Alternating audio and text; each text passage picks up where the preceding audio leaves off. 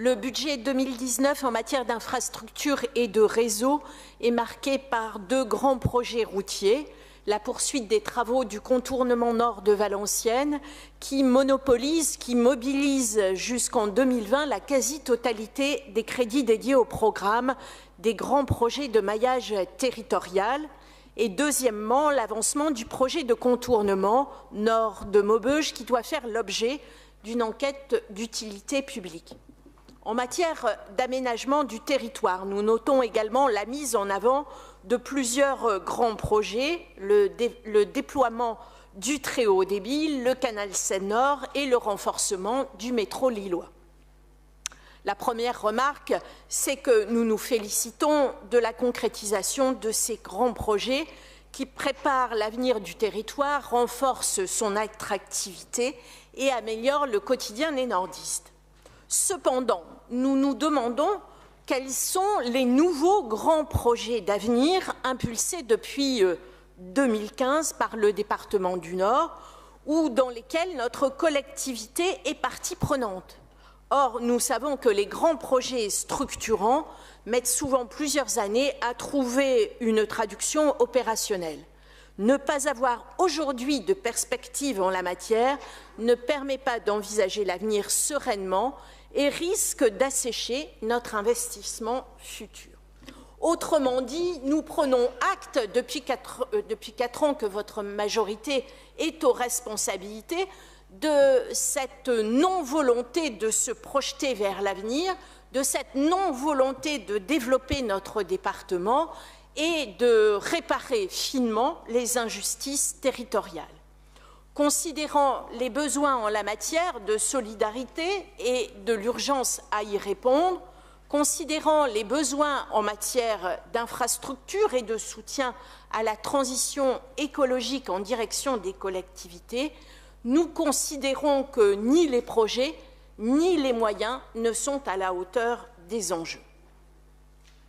Sur la philosophie générale de la politique d'aménagement, nous continuons de regretter la suppression pure et simple des contrats de territoire qui permettait d'avoir une vision pluriannuelle et d'intégrer des critères en matière de développement durable.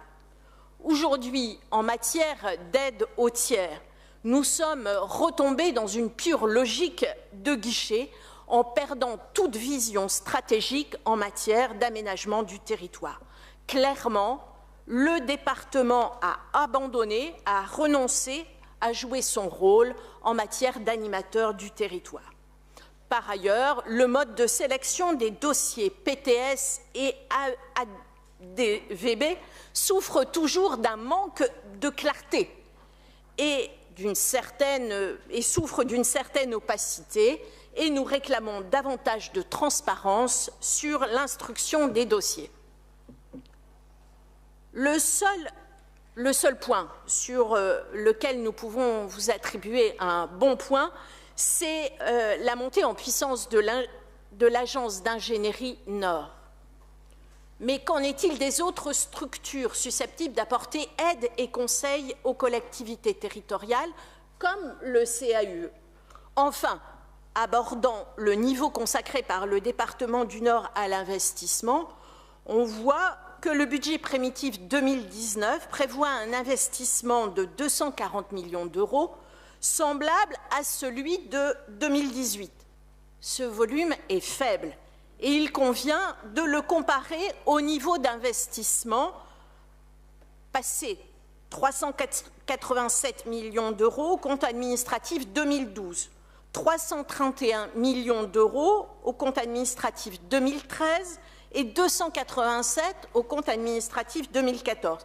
Naturellement, vous allez me dire, les temps ont changé et aujourd'hui, vous vous inscrivez dans un contexte économique et budgétaire différent et puis il y a ce fameux héritage qui pèse toujours.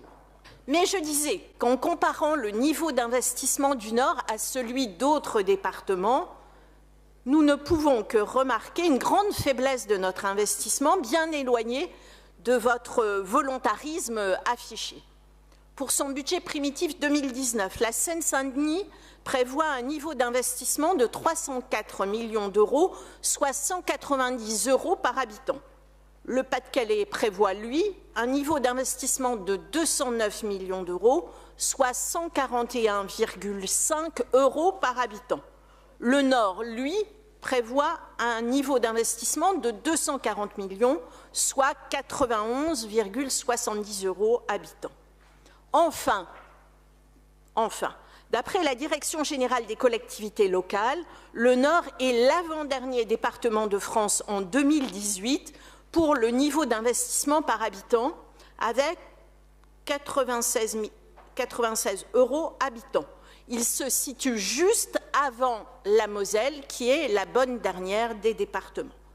Les chiffres, vous le voyez, Monsieur le Président, chers collègues, parlent d'eux-mêmes et mieux que les invectives et les remarques que vous avez pu faire précédemment sur notre gestion départementale. Merci.